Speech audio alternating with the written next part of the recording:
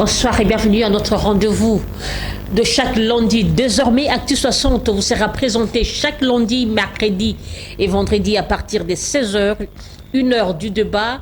Aujourd'hui, l'émission sera à bâton rompu, un seul invité. Le co-débatteur a désisté à la dernière minute suite à un imprévu. Nous avons Ernest Kianzama, il est cadre de l'ECD, à qui j'ai dit bonsoir. Bonsoir madame, bonsoir à tous les Congolais, aux téléspectateurs de Kinactu. Bonsoir à mes bases de Kisenso, Mwamba. Ok, vous êtes... si vous irez aux élections, parce que Martin Fayoulou a dit non aux élections biaisées en avance, non aux élections truquées. Si vous serez candidat, vous serez... si vous irez aux élections, vous serez candidat à Kisenso. Comment c'est pour Kisenso? Commençons d'abord par là. Bon, en tout cas, ça ne va pas. Ça ne va pas parce que les élus à qui la population d'Kisenso avait donné mandat pour le 5... pour le mandat en cours ici, n'ont rien fait. Bon, vous savez, moi je ne définis pas un élu du peuple comme celui qui doit commencer à réhabiliter les écoles, des petits ponts, ou c'est pas moi, aider les malades dans les hôpitaux. Donc, les élus de Kisenso devaient être la voie autorisée ou les canaux par lesquels les aspirations, les problèmes de Kisenso devaient être portés au niveau des législatives, là où les décisions sont prises. Malheureusement, ce qui n'a pas été fait. Nous pensons que les problèmes de Kisenso restent toujours d'actualité, pas des routes, les problèmes environnementaux, vous avez des érosions par-ci par-là, nous avons plus de 20 têtes d'érosion à Kisenso, et jusque-là, nous sommes abandonnés à notre triste sort. Donc, les soucis de la population aujourd'hui, c'est choisir des dirigeants qui seront capables de porter cette voie de Kisenso haut, et moi je me porte garant pour faire ce travail au niveau de l'Assemblée provinciale de Kinshasa. Et alors, vous portez garant, alors où en sommes-nous avec l'insécurité? La sécurité, c'est encore un autre problème, surtout avec la délinquance juvénile. Nous avons une bonne partie de la jeunesse qui n'a pas été sur le banc de l'école, qui n'a pas aussi appris des petits métiers comme la maçonnerie, la charpenterie, ainsi de suite, bon, qui sont maintenant exposés à des groupes qui sont formés, qu'on appelle couramment les Kuluna. Ce sont cette jeunesse-là que nous pensons un jour aider avec des petites formations pour le faire quitter de ces groupes qui ne donnent pas vraiment une bonne impression pour la commune. Donc nous avons un vrai problème. Ça se passe dans quel quartier? En tout cas, à Kisenso, vous avez les Kuluna dans tous les 17 quartiers. Il n'y a aucun quartier qui n'est épargné. Donc tous les 17 quartiers ont des groupes de Kuluna. Au-delà de ces Kuluna, il y a aussi la police qui ne fait pas bien son travail parce qu'il est complice.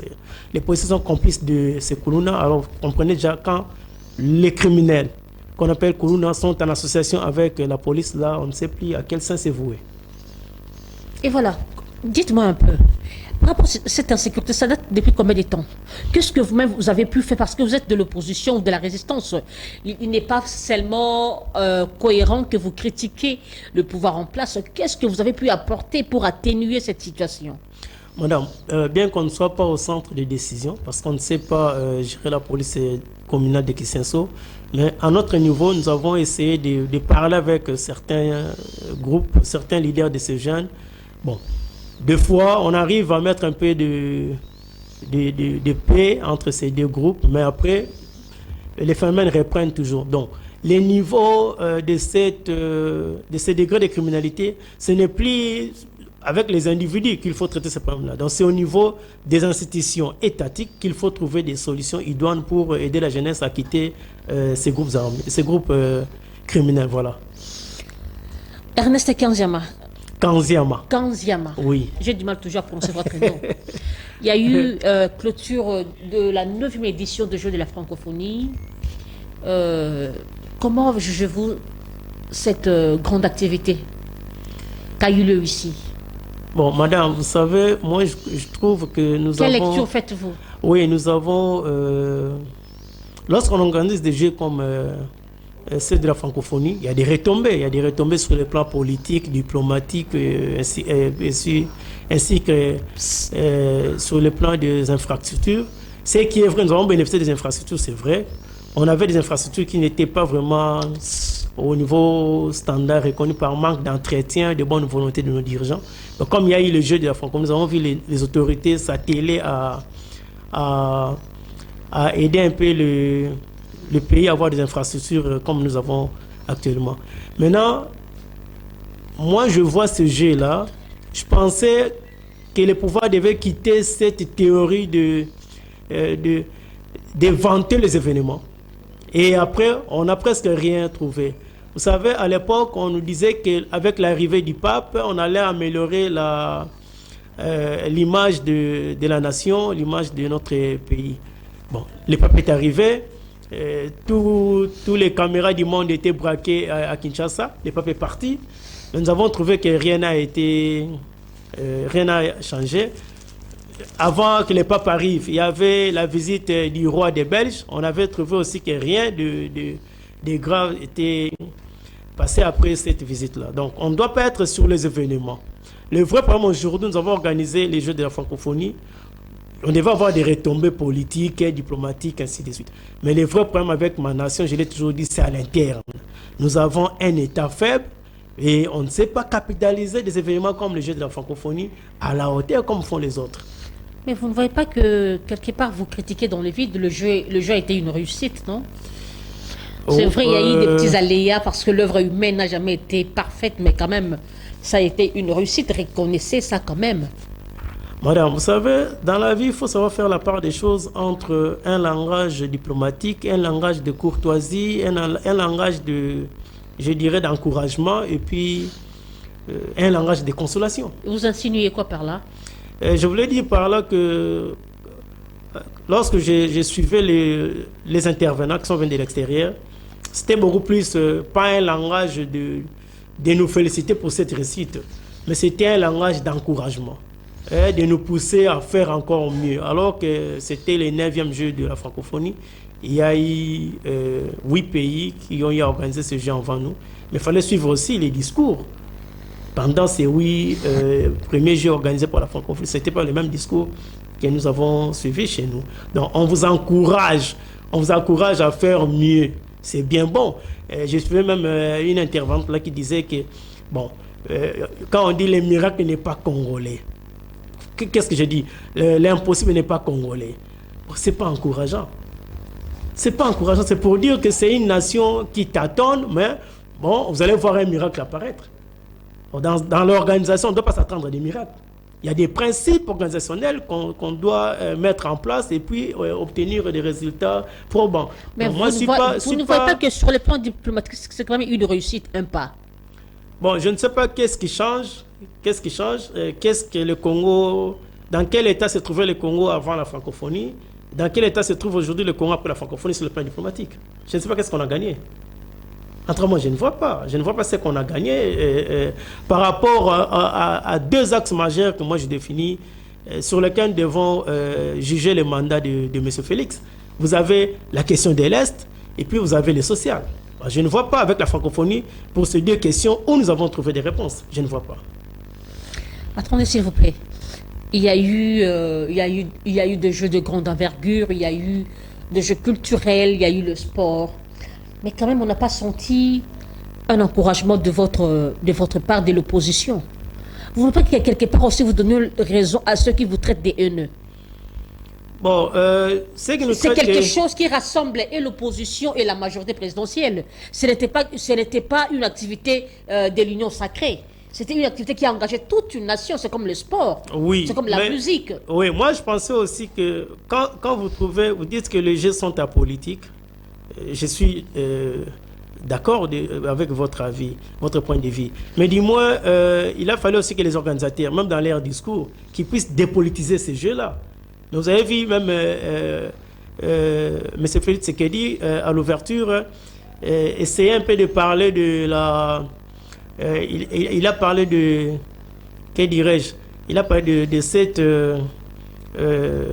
c'est pas... Bon, il a parlé de... Il voulait montrer la coopération, je ne sais pas, l'amitié qui existait entre les pays francophones. Donc, ces soutiens des pays francophones à la RDC qui est victime d'une agression rwandaise. Je ne sais pas si vous pouvez relier ces 2 faits. Il y a l'agression et puis il y a ces pays qui viennent à la francophonie, ils viennent montrer leur solidarité. Voilà ce que je voulais dire. La solidarité au peuple congolais par rapport à cette agression. Mais parmi tous ces pays dont lui parlait de solidarité, je n'ai vu aucun de ces pays sanctionner le Rwanda. Alors je ne sais pas, la solidarité, c'est à quel niveau dont M. Félix voulait faire allusion. Donc ils ont commencé d'abord par chercher à politiser cet événement. Vous avez vu même à la place de mettre le drapeau de la RD Congo, c'était la figure de M. Félix Tshisekedi qui était là. Donc ces jeux-là n'étaient plus apolitiques, c'était politisé. Alors quand vous politisez une organisation pareille, vous voulez que nous puissions faire quoi? Nous allons voir là où ça ne va pas et vous tirez dessus parce que c'est vous qui l'avez voulu. Mais au-delà de ça, vous cherchez le poudre sur la tête d'un chauve. Non, c'est de l'autre côté où on cherche à présenter le jeu de la francophonie comme faisant partie du bilan de M. Félix Tshisekedi qui a échoué, qui a complètement échoué. Moi, je vous donne deux axes. Il y a l'Est de la République et puis il y a les sociales. Alors, avec la francophonie, maintenant, je demande aux Congolais si nous avons trouvé des réponses par rapport à ces deux actes-là. Il y a maintenant la paix à l'Est, après la francophonie. Parce qu'on nous disait même qu'il y aurait la paix à l'Est avec la levée de l'embargo. Il y aurait la paix à l'Est comme les papes arrivent à Kinshasa. Il y aurait la paix à l'Est parce que les rois des Belges viendraient à Kinshasa. Vous comprenez? Donc nous sommes dans les événements. Donc nous avons un régime événementiel qui cherche à tout moment à distraire la population avec des situations pareilles, alors que le vrai problème des Congolais ne trouve pas de réponse. Ils sont dans l'impossibilité, dans l'incompétence de résoudre les vrais problèmes dont les Congolais souffrent. Ernest Kandiama, parlons un peu de l'insécurité de l'Est du pays. Où en sommes-nous? Madame, ce qui est grave, au moment où nous on organisait, on était en train de nous distraire avec le jeu de la francophonie. Les M23 s'est réorganisé. Occuper encore d'autres territoires à l'Est. Donc voilà, c'est à ce niveau-là que nous nous trouvons.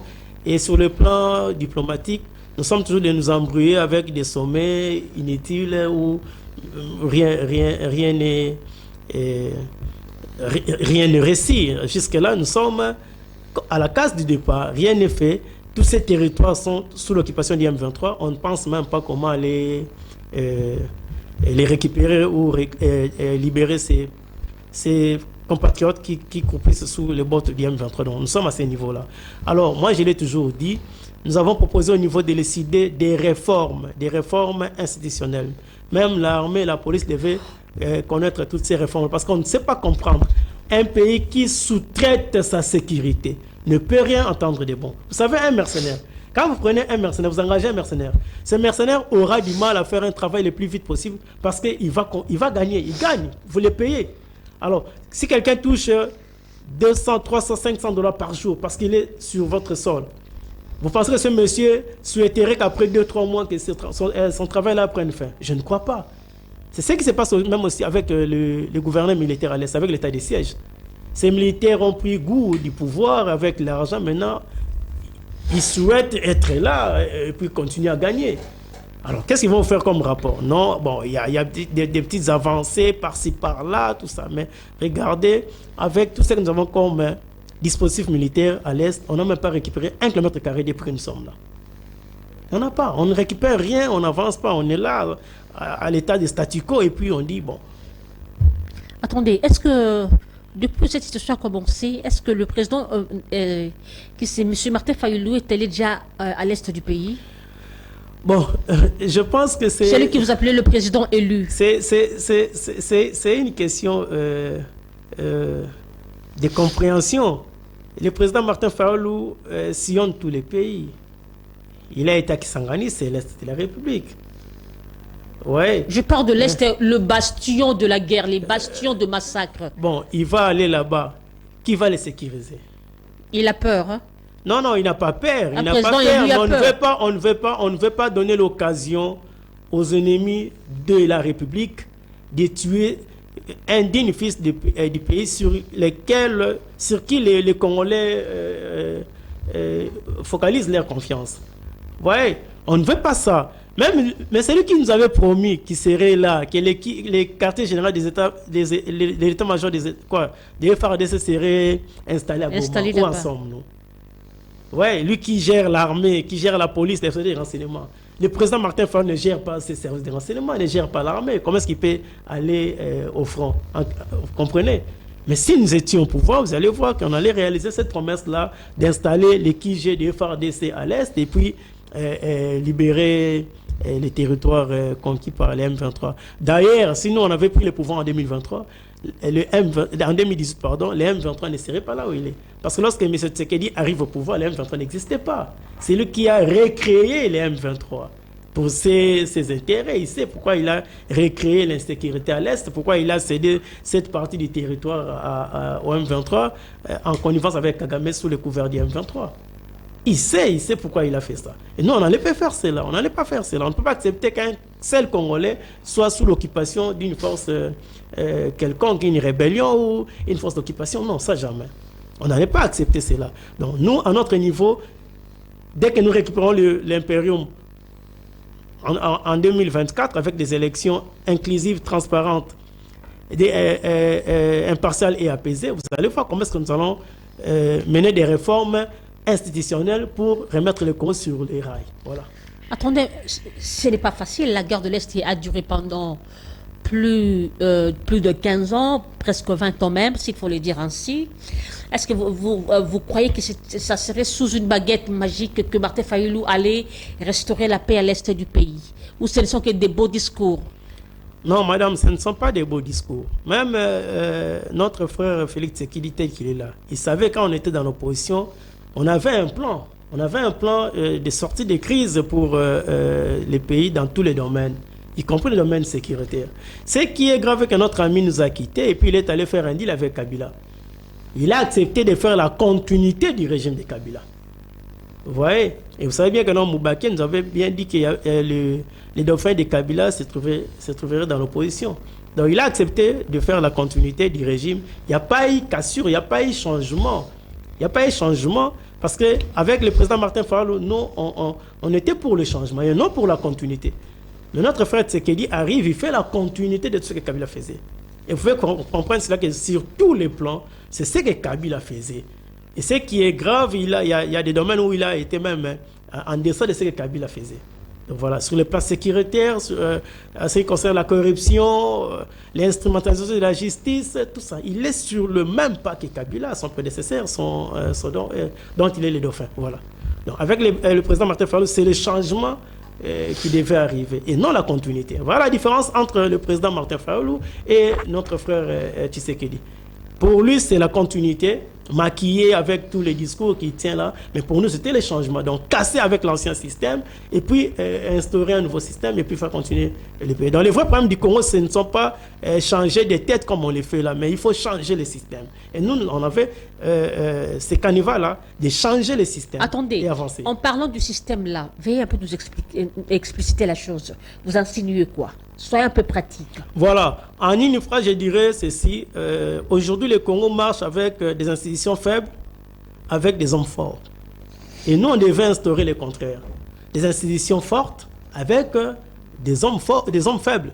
Mais ces hommes-là doivent avoir un leadership fort qui va aider ces institutions à fonctionner. D'abord, il n'y a pas de l'indépendance de la justice, n'existait pas.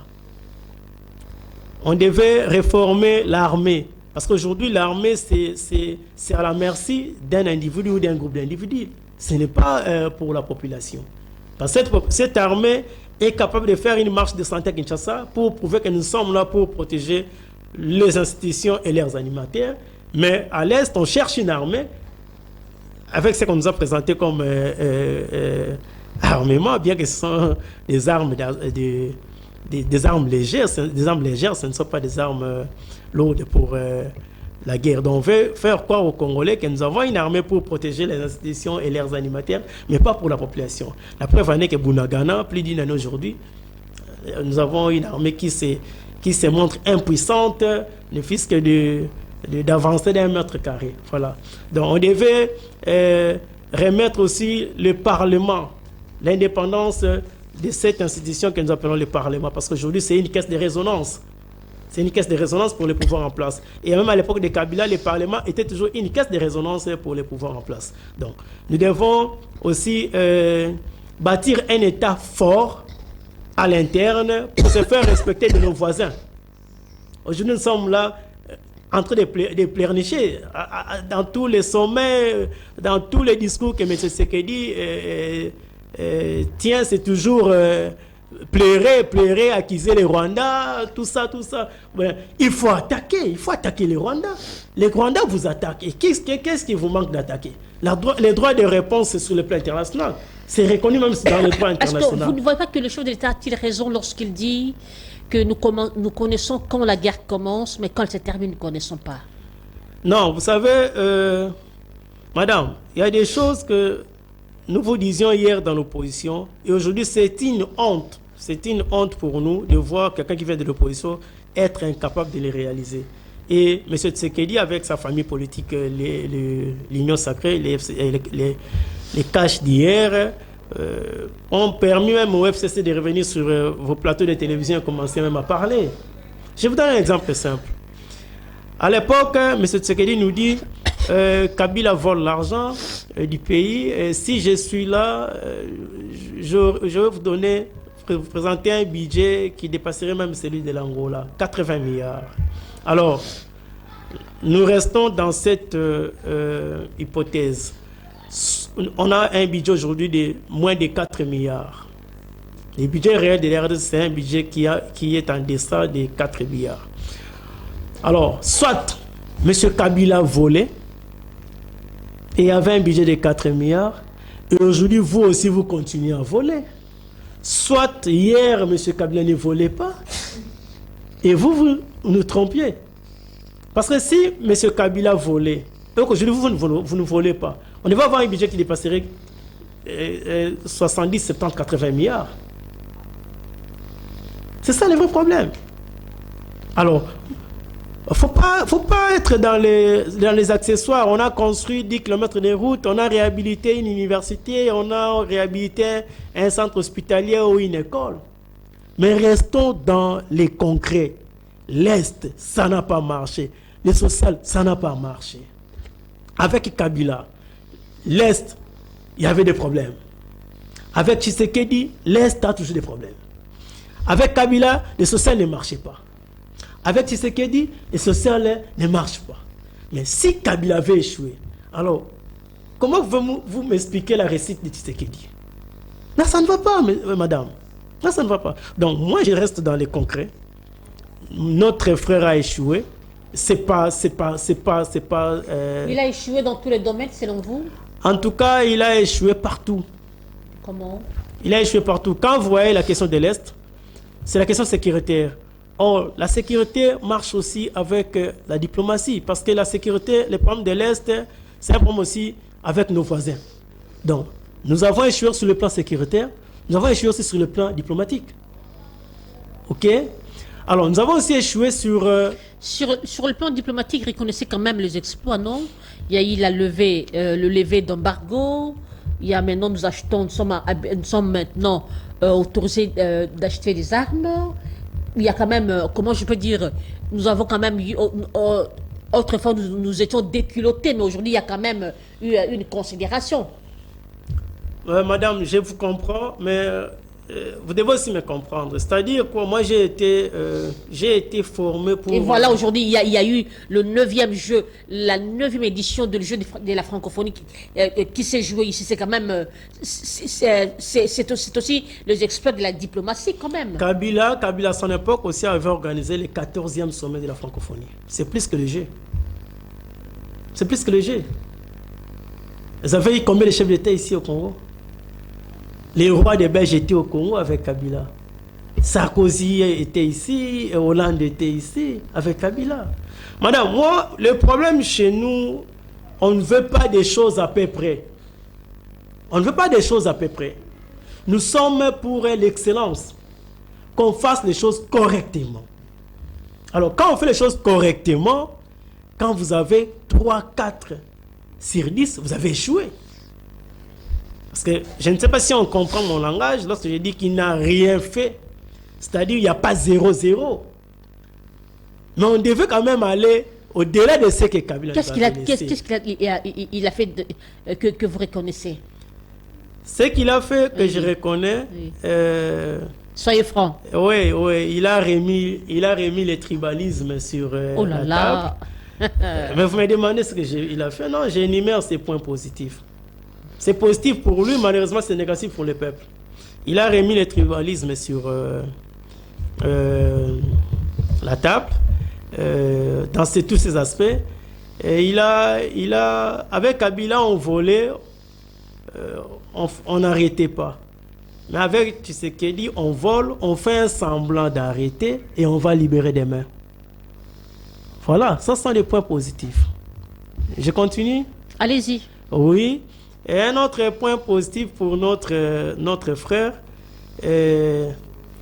Hier, Kabila a arrêté les opposants. Et aujourd'hui, on continue à arrêter les opposants. C'est positif aussi. Oui. Hier, le M23 n'était pas là, parce que c'est depuis 2013 que notre compatriote à qui nous rendons de vieux hommages, et personnellement, le colonel Mamadou Ndala avait mis fin au phénomène M23. Et quand notre frère Tshisekedi arrive, M23 ressurgit, c'est aussi un point positif. Ils ont été à Kinshasa 14 mois durant, c'est un point positif. Ouais, il a réhabilité l'INIKIN comme aussi Kabila avait réhabilité l'IBTP. Donc, nous on voulait faire plus que Kabila parce que nous l'avons combattu. Donc, une fois l'opposition, les leaders qui étaient dans l'opposition avec Kabila, une fois au pouvoir, ils devaient faire mieux que Kabila. Mais quand vous avez commencé à nous expliquer et qu'on trouve que on a presque le même rendement que Kabila, là on n'a pas avancé, madame. Alors pourquoi avons-nous combattu Kabila? C'est ça la vraie question. C'est pourquoi vous voyez les amis du FCC revenir sur le plateau et puis commencer même à discuter avec les amis de l'Union Sacrée. Et ça, c'est une honte pour nous. C'est une honte pour un parti politique comme l'IDPS qui a combattu Mobutu. D'ailleurs, ils avaient même combattu Kasavubu. Ils ont même commencé à combattre Lumumba. Parce que la lettre qui accompagne Lumumba comme colis de Kinshasa, c'est pas moi pour Lubumbashi, c'est qui avait signé là, parmi le commissaire, le collège des commissaires généraux de l'époque, lorsqu'ils prennent le pouvoir avec Moulamba comme Premier ministre, les fondateurs de l'UDPS étaient là. Ils avaient signé cette lettre-là. D'ailleurs, l'appellation des crapauds qu'on collait à Lumumba, c'était les fondateurs de l'UDPS pour plaire à la CIA. Ça, c'est l'histoire que les Congolais doivent connaître. Ouais, donc ils ont commencé à combattre leur première république, Lumumba et Kasavubu. Ils sont arrivés avec Mobutu, ils ont géré ensemble, et puis vers les années 80, ils cherchent maintenant à combattre Mobutu. Ils commencent à combattre Mobutu, Mobutu part. Il y a Mouzé qui arrive, il continue le combat. Mouzé est assassiné. Il y a Kabila Junior, Joseph qui arrive. Et puis, il continue le combat jusqu'à prendre le pouvoir par un deal. Ils prennent le pouvoir par un deal, un compromis à l'africaine. Et après, ils vont chercher encore les cadres de la famille de Kabila qu'ils avaient combattu hier pour les accompagner dans ces pouvoirs-là. Et aujourd'hui, vous voulez que nous puissions accepter vos esquisses. Non, notre frère a échoué. S'il est démocrate, s'il est respectueux de ses propos qu'il tenait quand il était dans l'opposition, même quand il a eu à gérer, en tout cas, il n'a qu'à se retirer. Démissionner, ce serait une bonne chose, ce serait une manière de se réconcilier et de réconcilier les Congolais entre eux. Donc j'appelle le président, notre frère Tshisekedi, à démissionner. À démissionner, à ne pas postuler, ce serait une bonne chose. La démission, oui. la démission volontaire n'est pas congolaise. Hein? Non, s'il est démocrate. En tout cas, démissionner, peut-être si c'est trop dire, mais renoncer à chercher un second mandat.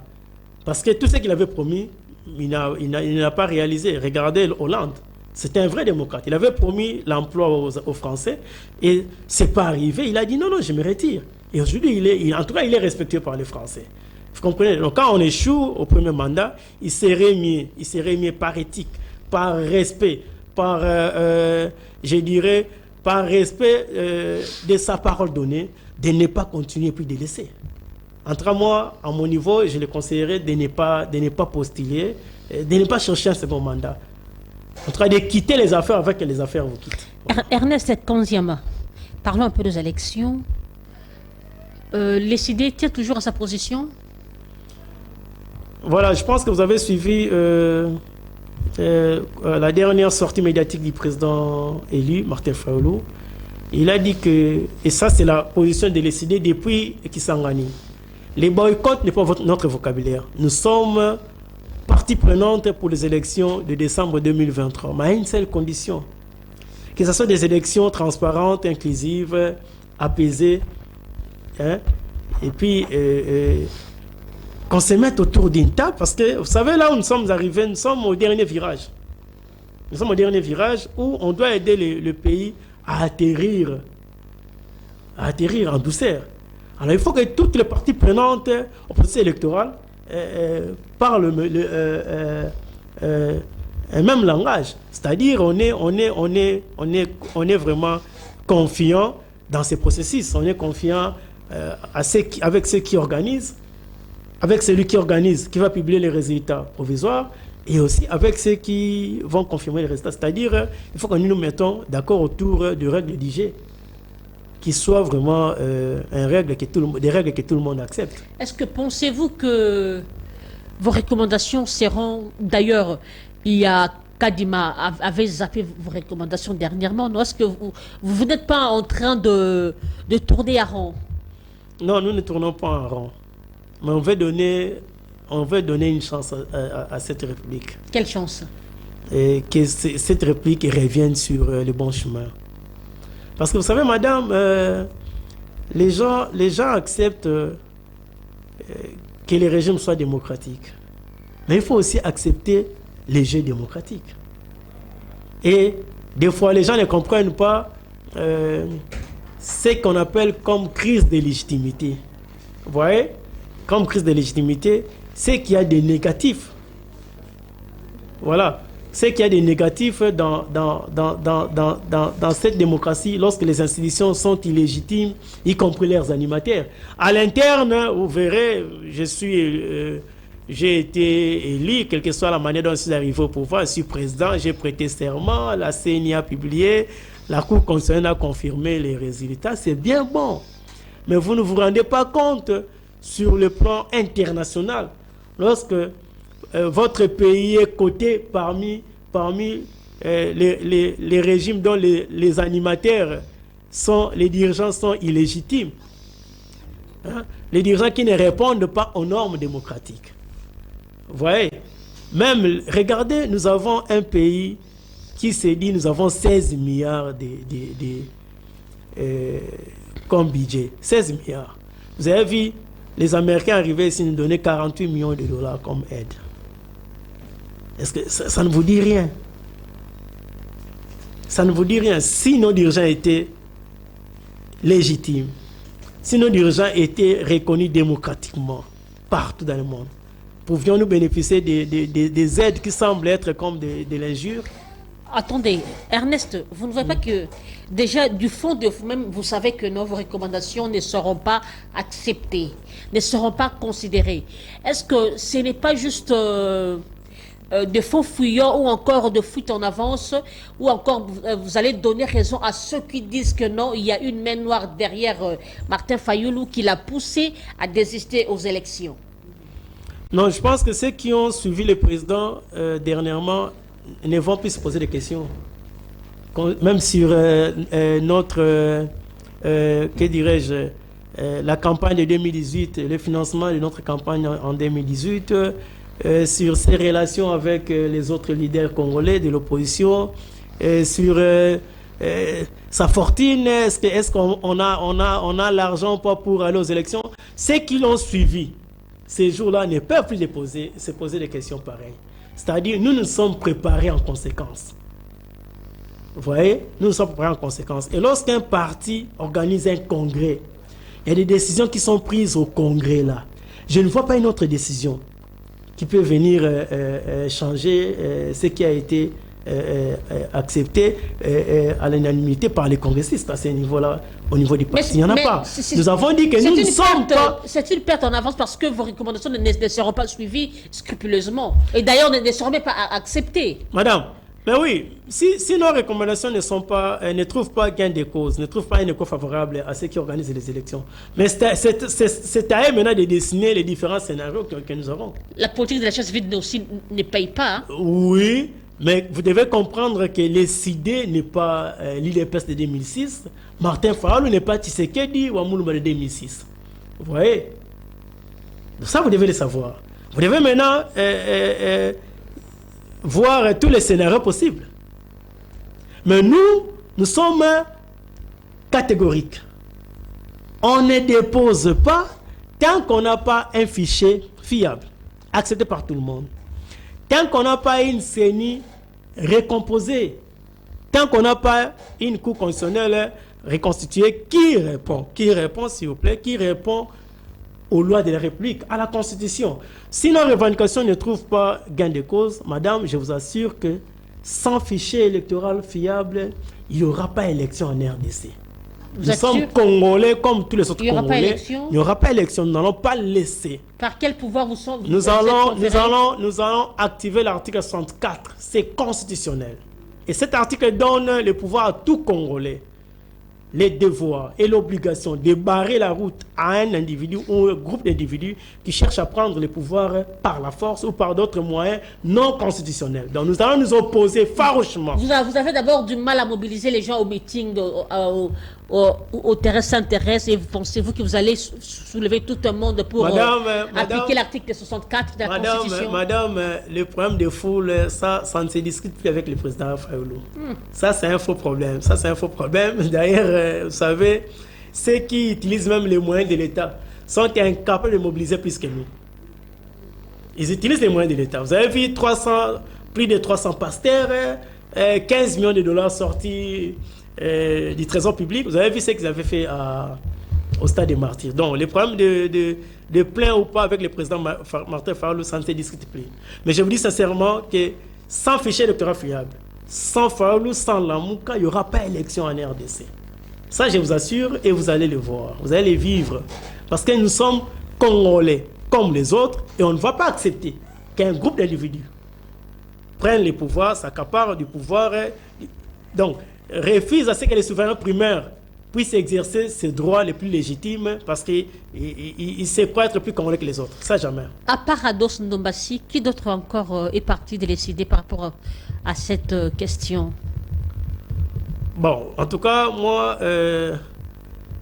je ne prends pas ce temps-là vraiment de chercher à connaître qui est parti et qui n'est pas parti. Comment? Mais nous avons dit ceci.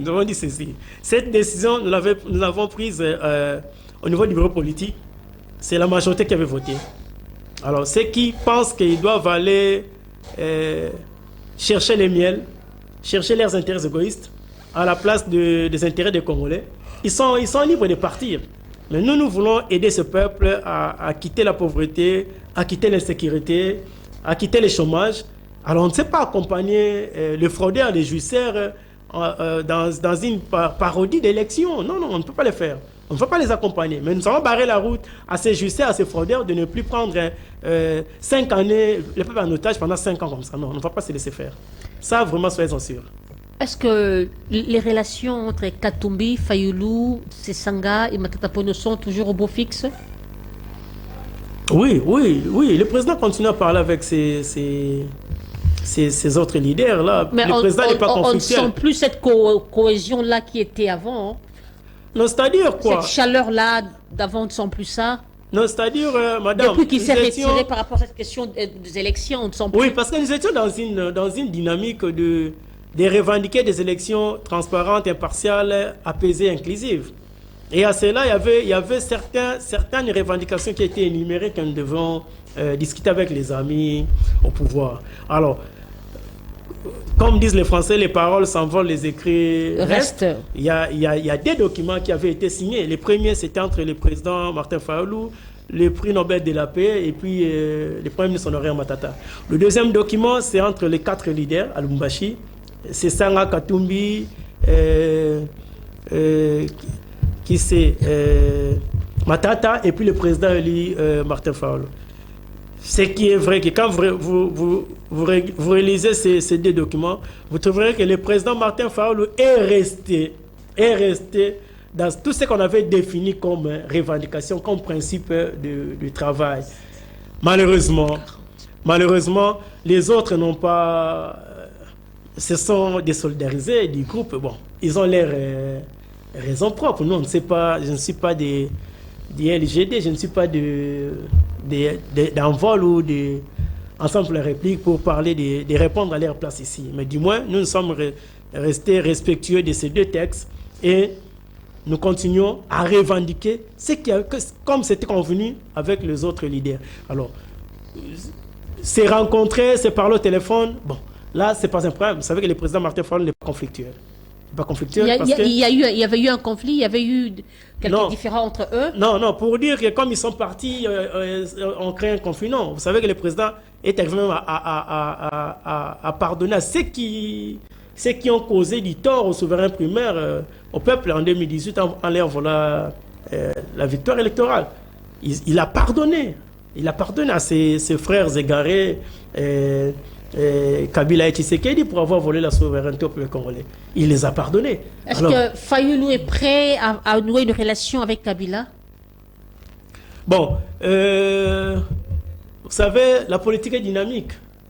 La politique est dynamique. Chez nous, nous sommes prêts à collaborer, à parler avec tout le monde, mais à une seule condition, que ce soit pour les intérêts des Congolais et du Congo. Si c'est pour l'intérêt des Congolais et de la République, on se met autour d'une table et nous parlons. On n'est pas ennemis, on est adversaires politiques. On doit quitter cette manière de voir les autres comme des ennemis. Non. Nous considérons les amis du FCC comme les frères du FCC comme ceux de l'Union sacrée, comme des Congolais, comme des frères, comme des adversaires politiques. Peut-être qu'ils sont dans l'égarement. Un jour, ils vont retrouver la lumière. Est-ce que vous ne voyez pas que vous êtes en contradiction avec la pensée de votre chef, de votre leader, parce que lorsqu'il y avait eu cohésion entre l'FCC et le CACH, Martin Fayulu était le premier à dénoncer ça. Il était contre cette relation. Non, je ne suis pas en contradiction avec le président Martin Fayulu. Je suis dans sa ligne, sa pensée. Si on était contre la coalition FCC et CACH, c'est parce que ce n'était pas autour des intérêts des Congolais et de la République. C'était autour des intérêts des individus. Je suis clair, je dis ceci. Nous sommes prêts à parler avec n'importe quel camp politique, mais lorsqu'il s'agit des intérêts des Congolais et de la République. Mais si c'est pour se dire, bon, toi tu prends tel carré minier, celui-là prend 3 gouverneurs, tu as 50 députés, 10 sénateurs, là non. Là non. Là non. Mais s'il faut parler du Congo, des Congolais, là nous nous mettons autour d'une table. Parce que nous n'avons que le Congo. Et ces Congolais n'ont que nous autres comme responsables politiques. Alors nous devons penser à, s'il faut penser la République, penser les Congos, les Congolais, là nous sommes d'accord de parler avec Kabila, même avec notre frère Tshisekedi. Vous allez vous rappeler que en 2016, le président Martin Fayulu était avec le frère Etienne Tshisekedi. Il y a eu le pourparlers avec la Senko. Kabila était en face, mais Kabila c'était notre adversaire politique. Mais comme on devait parler réplique, on avait accepté de se mettre autour d'une table et puis pour que les choses avancent. À ce niveau-là, nous sommes d'accord. S'il faut parler réplique et les intérêts des Congolais. Mais s'il faut parler des individus, comme c'était avec le problème du FCC Cash, là ça ne va pas. C'était autour des individus, c'est pourquoi jusqu'à aujourd'hui, la République n'a rien bénéficié. Qu'est-ce que les Congolais ont bénéficié de la coalition FCC Cash? Même l'Union sacrée aujourd'hui, c'est autour des individus. Les intérêts tournent autour des individus, pas pour la population. Voilà. Ernest Kandiama, qu'est-ce qui se passe entre Nouvel Élan et les CID? À ma connaissance, il n'y a rien. Il n'y a rien? Il n'y a rien. Il y a des guerres de... Non, il n'y a rien. Des guerres de déclarations, non, il n'y a rien. Indécents, les uns contre les autres. Non. Dernièrement, il y a eu même le siège de Nouvel Élan qui a été vandalisé. Il y a quelqu'un qui s'est... Un de leurs communicateurs que j'ai reçu ici dernièrement sur mon plateau, c'est qui est Bruno Mimbenga qui a dit qu'il serait, je parle au conditionnel, qu'il serait même menacé par les militants de l'ECD. Qu'est-ce qui se passe? Bon, moi... À ma connaissance, je connais qu'il n'y a rien entre les CID et Nouvel Élan. Il n'y a rien. Il n'y a rien, seulement que peut-être nos amis, nos frères de Nouvelle-Élan cherchent la survie politique au nom de décider. Oui, mais comme antécédent entre Sidé et Nouvelle-Élan, il n'y en a pas. Il n'y en a pas. Vous pouvez même, à une autre occasion, inviter mon frère Bruno Mimbenga, que j'aime aussi beaucoup être sur un même plateau. Et vous comprendrez qu'il serait incapable d'énumérer ses antécédents. Il n'y en a pas. Peut-être, vous savez, quand on n'est plus ensemble, il y a des fois des petits ratés, communication, et ainsi de suite. Mais nous considérons le président Mouzito comme les autres membres et cadres militaires des Nouvelles-Élan comme des Congolais, comme des frères, comme des adversaires politiques. C'est pas moi, mais il n'y a pas d'antécédent majeur qui pourrait dire que ça ne va pas entre Nouvelles-Élan et Sidé. Non, il n'y en a pas. Nous sommes un parti qui prend les valeurs. Nous avons une charte de valeurs qui sont au nombre de 13. Entre autres, parmi les 13 valeurs, il y a l'amour, il y a la vérité, il y a la justice, il y a l'honnêteté. Donc on n'est pas là vraiment pour créer des ennuis aux autres, non. C'est nous, des fois, qui sommes victimes des attaques. Notre siège a plusieurs fois avait été saccagé, vous savez. Et chaque fois qu'il y a marche, nous sommes maltraités, gazés, ainsi de suite. Et ces derniers temps, lorsque nous marchons, nous organisons nos manifestations politiques, nous sommes d'ailleurs attaqués par la brigade spéciale de l'IDPS, qui est accompagnée par la police. Ouais, c'est beaucoup plus les cités qui devaient se plaindre et pas les autres. Donc nous sommes vraiment les mal aimés de tous parce que nous sommes restés dans la vérité. Nous sommes restés dans la logique, nous sommes restés avec le peuple. Voilà notre... c'est de tout ce qu'on nous reproche. D'être véridique, d'être logique, d'être avec le peuple. D'accepter de couper dans la misère avec le peuple parce que nous avons refusé toutes les offres. Nous avons refusé quand Matungulu est parti avec les Moussenemouissi. Nous avons refusé lorsque Bemba et Katoum sont partis chez notre frère Tsekedi. Donc nous avons refusé toutes ces offres-là qui ont pour soubassement les intérêts personnels. C'est pourquoi nous sommes les mal-aimés de tout le monde. Voilà. Un mot pour Chéribin Okende. Est-ce que le président élu s'était rendu aussi, avait rendu visite à la famille éprouvée? Oui. Nous avons les images. Il a été voir la veuve et les orphelins de Fé Chéribin Okende. Et puis, nous sommes toujours de cœur avec cette famille et avec sa famille politique aussi par rapport à ce qui est arrivé. Et moi, je pense que quand je parle de quitter cet esprit de considérer les autres comme des ennemis, c'est pour que des choses pareilles n'arrivent pas. Nous sommes en démocratie. Il faut oublier les partis-États. Parce que les amis, même dans l'esprit de créer l'union sacrée, ils voyaient les retours du parti-État. Ouais, il faut en tout cas quitter cet esprit-là. Il n'y aurait plus jamais de dictature au Congo, il n'y aurait plus de partis-État dans ces pays. Nous sommes en démocratie, chacun est libre d'adhérer à un parti dont il trouve que ses ambitions, ses opinions, ses intérêts, peut-être de sa base aussi, peuvent trouver gain de cause. Alors, nous avons souhaité que la justice fasse son travail jusqu'à la fin. Avec l'autopsie, nous avons vu le concours des experts internationaux, tout ça, que la justice, avec les résultats qui a été établis, puisse continuer maintenant les enquêtes pour rétablir les responsabilités. Ce que nous avons regretté à notre niveau, c'était les manques de respect, du secret d'un dossier. Parce qu'on voyait chaque matin, midi et soir, les procureurs de la Cour constitutionnelle, près la Cour, essayer de se passer dans les médias, faire communiquer. Et nous, dans notre entendement, on voyait comme si c'était une manière de désorienter les enquêteurs. Voilà, maintenant, ils reviennent sur ce qu'ils disaient au départ. Non, c'était au conditionnel, ce n'était pas dans l'affirmatif. Mais pourquoi les dire? Donc, c'est que nous pouvons dire ici que cela ne se reproduise plus. Ça ne se produit plus dans mon pays. Je ne veux plus de tels assassinats. Faites-vous confiance à la justice congolaise? Non. Pourquoi? Parce qu'elle est instrumentalisée. Et vous faites confiance seulement aux experts étrangers? Les experts, oui, parce qu'ils n'ont pas l'influence du pouvoir en place. Êtes-vous patriote? Bien sûr. Mais vous ne voyez pas qu'un patriote, tu te dis, vous dites que vous êtes patriote, mais vous donnez plus du crédit aux étrangers qu'aux propres fils, qu'aux propres frères de votre pays. Parce que je suis déçu par cette justice. Regardez tous les dossiers. C'est une justice qui accompagne les puissants, qui détruit les faibles. Allez avec un dossier en justice. Vous avez les moyens, vous allez gagner. Vous n'avez pas les moyens, en tout cas même si vous avez raison.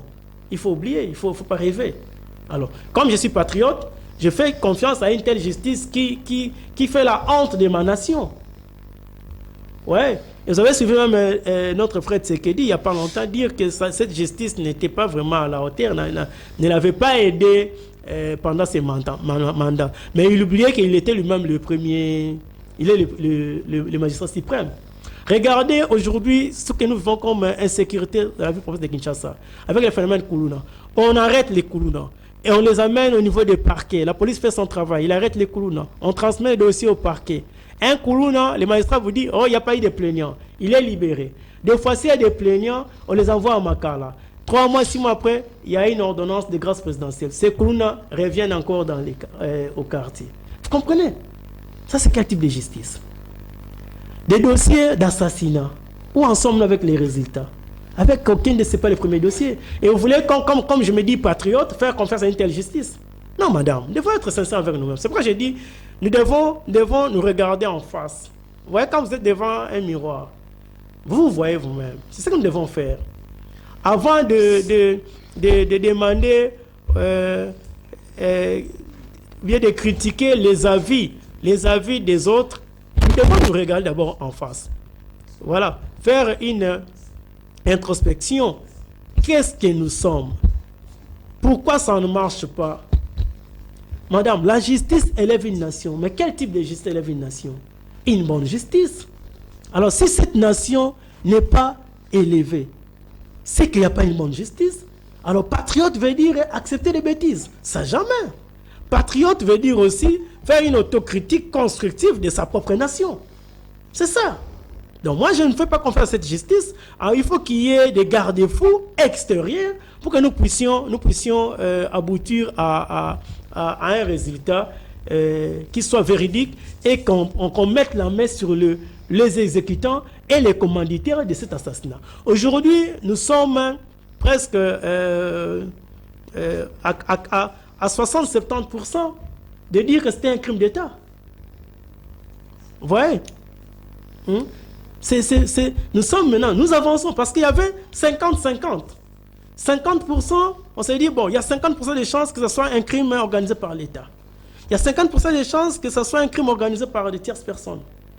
Mais à la ligne où vont les choses, nous allons, on comprend que c'était un crime d'État. C'est un assassinat politique. Maintenant, ça a profité à qui? Cette justice ne va pas nous aider à établir les responsabilités tant qu'il n'y a pas de pression, et surtout à l'international.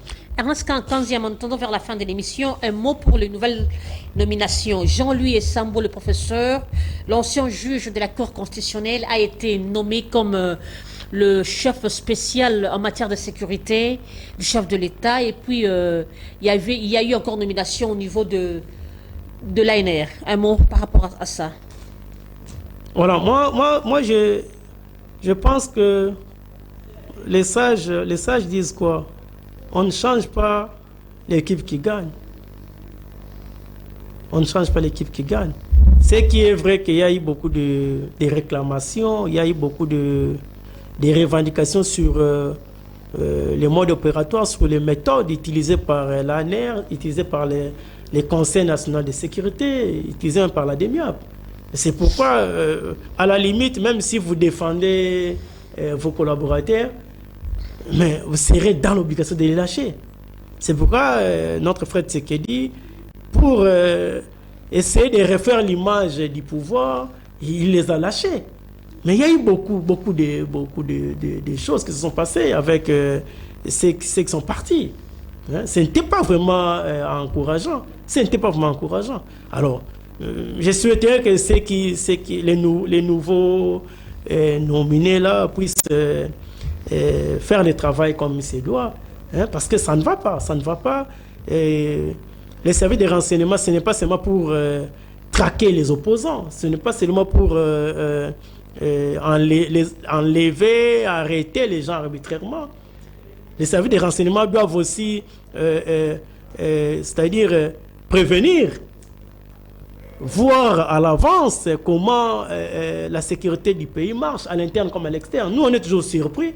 Il y a une attaque de rebelles. On est surpris, on tue dans un village, on égorge par-ci, par-là. Et là, les services de renseignement ne travaillent pas. Ils ne sont pas là.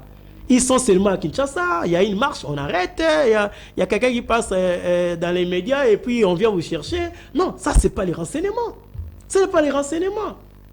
Et les renseignements doivent aussi aider la République, même lorsqu'il faut nommer quelqu'un. Les services de renseignement doivent travailler même sur les dossiers de ceux qui sont proposés. Il y a eu même, un ami à moi à Bandal. J'étais accompagné, il y a quelqu'un qui les a interceptés dans la rue. Il me dit, mais monsieur, est-ce que y a un air? Qu'est-ce qui fait ce manque de professionnalisme là? Mais c'est parce qu'on ne met pas l'homme à la place qu'il faut. C'est beaucoup plus le clientélisme. Un agent de l'ANR qui se fait dévoiler lui-même. Voilà, oui, c'est ça les agents des renseignements que nous avons aujourd'hui. Pour intimider les gens. Oui, oui. Donc ce n'est pas ça le travail du service de renseignement. Vous devez anticiper les événements. Vous devez, c'est ça même la dissuasion. Vous devez être en mesure d'être à l'avance de ceux qui attaquent la République. Malheureusement, chez nous, ce n'est pas le cas. On a les fichiers de tous les opposants. On cherche à voir les numéros de téléphone, on cherche à voir vos sites sur les réseaux sociaux. Il y a même ceux qui nous menacent. Mais je ne serai pas le premier, je ne serai pas le dernier. Même si je ne suis plus là, il y a ceux-là qui vont continuer à défendre la République. Parce qu'on ne peut pas... on peut tromper un peuple un jour, mais on peut tromper un peuple tous les jours. Donc, moi, je pense que ceux qui sont nommés là, qu'ils fassent un bon travail, qu'ils essaient un peu de corriger les tirs, parce qu'on en a marre. Hein? On en a marre. C'est vraiment une honte. C'est vraiment une honte.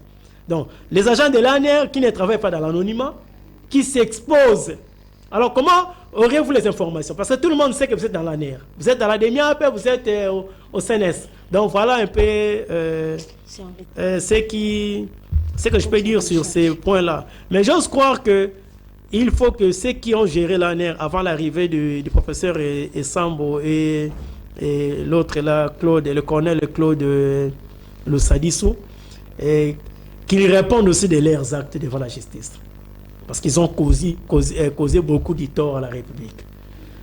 Qu'ils répondent de leurs actes devant la justice, même si cette justice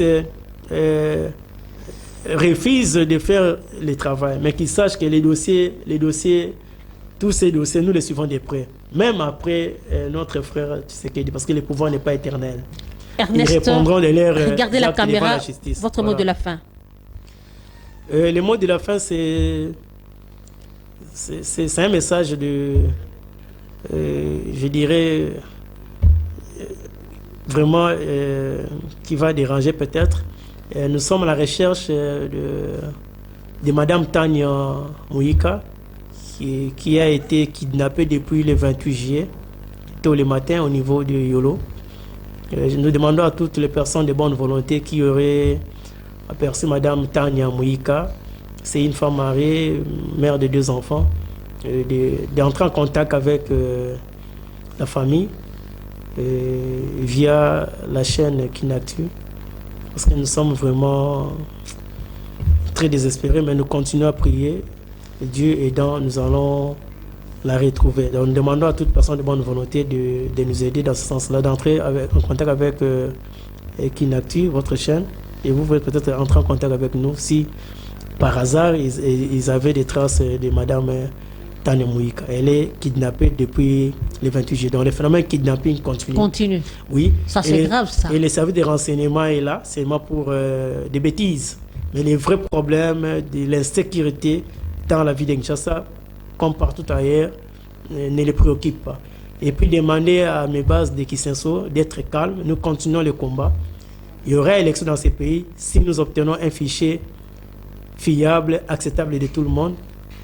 une récomposition de la CENI et de la Cour constitutionnelle. Au cas contraire, nous allons activer l'article 64 jusqu'à obtenir gain de cause. Il n'y a pas un Congolais qui est plus Congolais qu'un autre. Merci.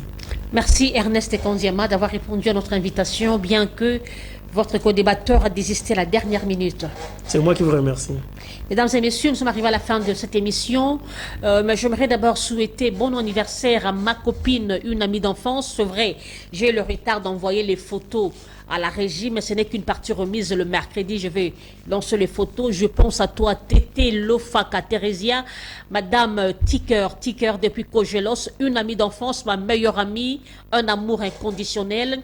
Beaucoup de bisous, que les cieux te soient favorables et que tu prospères à tous égards, comme dit la parole de Dieu. Merci à Ronnie Manzila, merci à Richard Machita, Light Moutonge, Enoch Mbala, vous me manquiez déjà. C'est le travail, nous sommes tous une même équipe pour la bonne marche de Kin Actu Télévision. Que Dieu bénisse la RDC, que Dieu protège nos FARDC et que Dieu garde son peuple. Au revoir, Inch'Allah.